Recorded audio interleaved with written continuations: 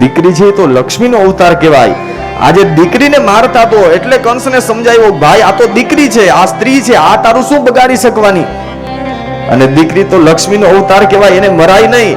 અને બીજું કારણ એ હતું, દેવકીજીને ખબર હતી ઓલા 6 દીકરાઓને માર્યા, એ 6 દીકરાઓ તો પોતાના હતા, પણ આ દીકરી તો યશોદાજીની હતી. અને બીજાની દીકરીને કેમ મરવા દઉં? કંસના પગ પકડી દેવકીજીએ ખૂબ સમજાવ્યો, પણ સમજો નહીં. અને જ્યાં આ યોગ માયાના પગ પકડી આકાશમાં ફેરવી દિવાલમાં પછાડવા જાય, એ જ સમયે યોગ માયા કંસના હાથમાંથી છૂટી ગયા, આકાશમાં જઈ ખડખડાટ હાસ્ય કરવા લાગ્યા. અને નાનકડા બાળકીના સ્વરૂપમાંથી યોગ માયા અષ્ટભુજા દેવીનું સ્વરૂપ ધારણ કર્યું. દિવ્યસ્ત્ર ગંબરાલેપા રત્નાભરણ ભૂષિતા ધનુષુલે સુચરમાંસી શંખ ચક્ર ગદાધરા ખડખડાટ હાસ્ય કરવા લાગ્યા.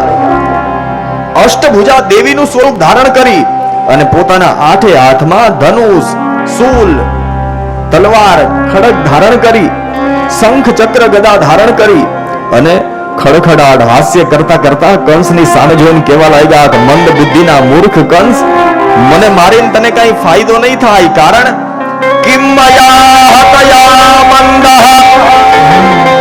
જાતઃ ખલુ તવાંતકૃત યંત્રત્વવા પૂર્વ શત્રોર માહિંસી કૃપણાન વૃથા.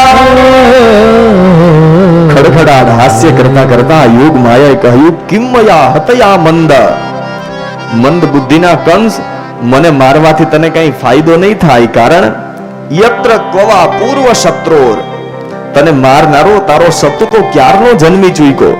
અને એટલા માટે માહિંસી કૃપણાન વૃથા, મારા જેવા નાના નાના બાળકોને મારવાનું હવે છોડી દે. છેલ્લે જતા જતા પણ કંસને સમજાવ્યો કે હવે નાના નાના બાળકોને મારવાનું મૂકી દેજે, નહીતર તને મારનારો તારો કાળ તો ક્યારનો જન્મી ચૂક્યો. ખડખડાટ હાસ્ય કરી અને આ યોગ માયા છે એ વિંધ્યાચલ પર્વત ઉપર નિવાસ કરવા માટે જતા રહ્યા. આ બાજુ ગોકુળની અંદર 3 દિવસ સુધી ભગવાનનો જન્મોત્સવ ઉજવાય છે. જ્યારે નંદ બાબાને ખબર પડી કે મારે ત્યાં પુત્રનો જન્મ થયો, એક તો પુત્રનો જન્મ થયો તો અને એમાંય પાછો ઘણા વર્ષો પછી દીકરાનો જન્મ થયો તો, અને એમાંય દીકરો ન હોય ને મોટી ઉંમરે પુત્રનો જન્મ થાય ને પછી મા બાપને વધારે હરખ હોય. એટલે નંદ બાબાને પણ આજ ખૂબ પ્રસન્નતા થઈ. સવારમાં જ્યાં ગૌશાળામાં ગાયોની સેવા કરવા માટે ગયા અને નંદજીના બહેન હતા સુનંદા, સુનંદાજી આવી થાળી વગાડતા વગાડતા આવીને કહ્યું, બાબા યશોદાજીએ લાલાને જન્મ આપ્યો, તમારે ત્યાં પુત્રનો જન્મ થયો. જ્યારે પુત્રનો જન્મ થયો આ સમાચાર મળ્યા, એ જ સમયે નંદ બાબાએ 1000 ગાયના દાનનો સંકલ્પ કરી લીધો. હું 1000 ગાયનું દાન કરીશ.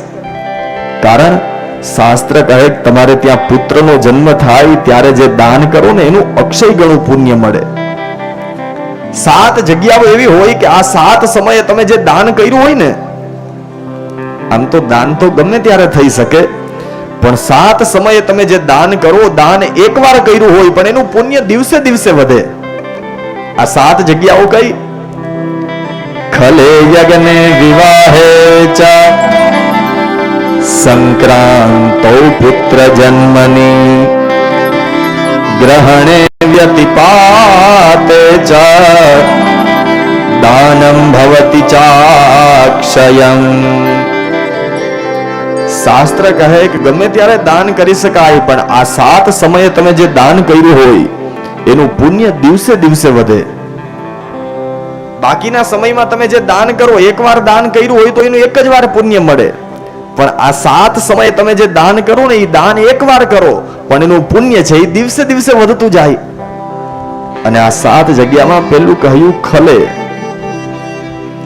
ખલેનો અર્થ થાય ખેતરમાં ઘઉં કે માંડવી વાવ્યા હોય અને ઘઉં ને માંડવીનો મોટો ઢગલો થાય ને એને આપણે દેશી ભાષામાં ખરું કહીએ. અને પેલાના ગોરબાપા છે ને, તમારે આ બાજુ રિવાજ હોય કે નહીં ખબર નહીં, પણ પેલા ગોરબાપા પેલાના બ્રાહ્મણો ખરું લેવા આવતા. ઘઉં ને માંડવી તૈયાર થાય ને એટલે હુખડી લેવા આવે ને, શાસ્ત્ર કહે કે આ ખરામાંથી જે દાન કરો એનું પણ અક્ષય ગણું પુણ્ય મળે. એકવાર દાન કર્યું હોય પણ એનું પુણ્ય દિવસે દિવસે વધતું જાય. તો એ ખેતરમાં ઘઉં ને માંડવીને તૈયાર થતા અને એમાંથી ગોરબાપાને જે દાન કરતા ને એના બે કારણ હતા. એક તો દિવસે દિવસે પુણ્ય વધે અને બીજું કારણ એ હતું કે ખેતી કરતા જે જીવ હિંસા થઈ હોય ને આ જીવ હિંસામાંથી છૂટવા માટે એ ખેતરમાંથી દાન કરતા.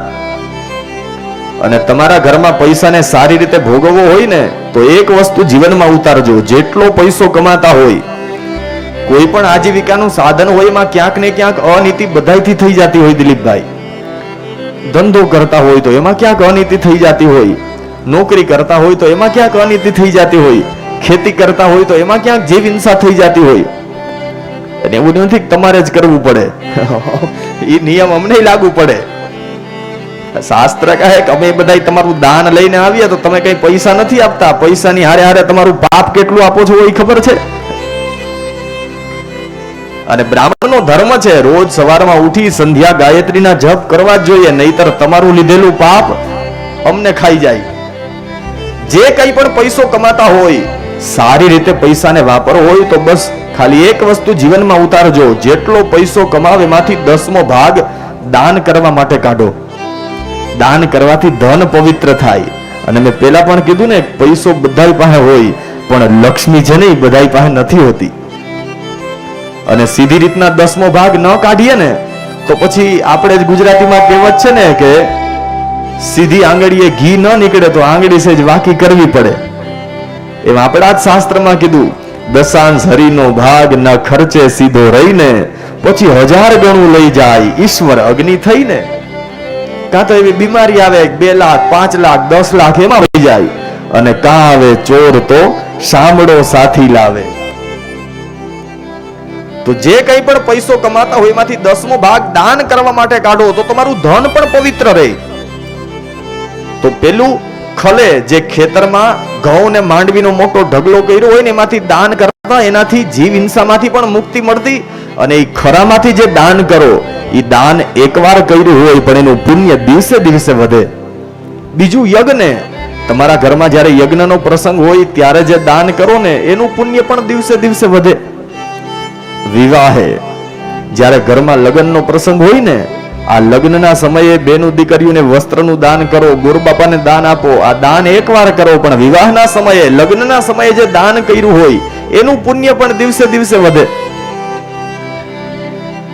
પણ હવે અટાણે તો થાય કેવું કે ડીજે વાળાને 15-20 હજારમાં બુક કરાવ્યા હોય, 50-60 હજાર રૂપિયાના તો ફટાકડા ફોડી નાખીએ.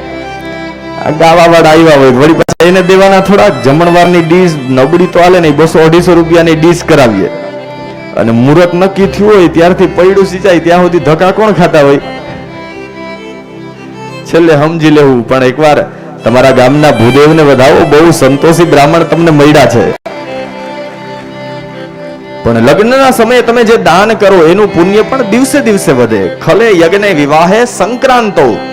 સૂર્ય જ્યારે એક રાશિમાંથી બીજી રાશિમાં જતો હોય એને સંક્રાંતિનો સમય કહેવાય. ત્યારે જે દાન કરો એનું પણ અક્ષય ગણું પુણ્ય મળે. પુત્ર જન્મની, જ્યારે તમારે ઘેર દીકરાનો જન્મ થાય ત્યારે જે દાન કરો ને એનું પુણ્ય પણ દિવસે દિવસે વધે. અને એટલા માટે જ પેલા એક પરંપરા હતી કે દીકરી જ્યારે બાપને ઘેર સુવાવડ કરવા આવી હોય અને દીકરીને ત્યાં જો પુત્રનો જન્મ થાય ને એટલે પિયર વાળા છે ને એ સસરા પક્ષમાં પોતાના ગામના ગોરબાપાને વધામણી લઈને મોકલતા.